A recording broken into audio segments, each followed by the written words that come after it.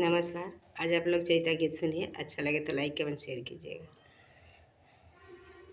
बीतल जाता चैत के महीनावा, हो रामा कुहू के कोयलिया। बीतल जाता चैत के महीनावा, हो रामा कुहू के कोयलिया।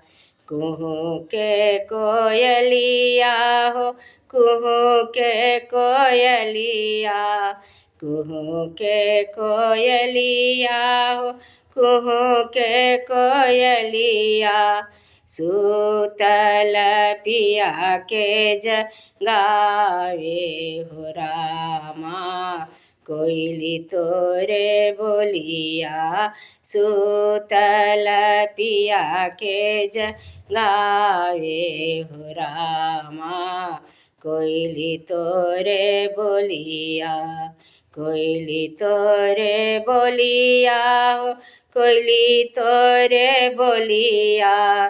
कोयली तोरे बोलिया हो, कोयली तोरे बोलिया।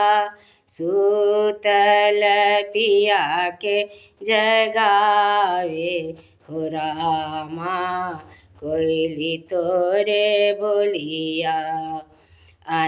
दिन बोले कोयली दिन दोपहरिया। दिन बोले कोयली दिन दोपहरिया। आज बोलली आधी रतिया, हो रामा कोयली तोरे बोलिया।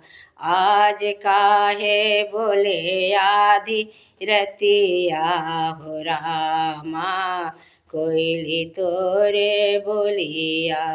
सूतल पिया के जगावे, हो रामा कोयली तोरे बोलिया।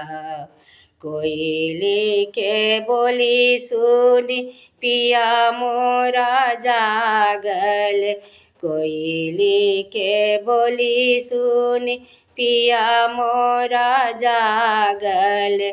उठी चलल पर देसवा, हो रामा कोयली तोरे बोलिया। उठी चलल पर देसवा, हो रामा कोयली तोरे बोलिया। सूतल पिया के जगावे, हो रामा कोयली तोरे बोलिया। जब हम जनती की पिया जइहे परदेसवा। जब हम जनती की पिया जइहे परदेसवा। अमावा के डढ़िया कटवई ती, हो रामा कोई तो कोयली तोरे बोलिया। अमावा के डढ़िया कटवई ती, हो रामा कोयली तोरे बोलिया।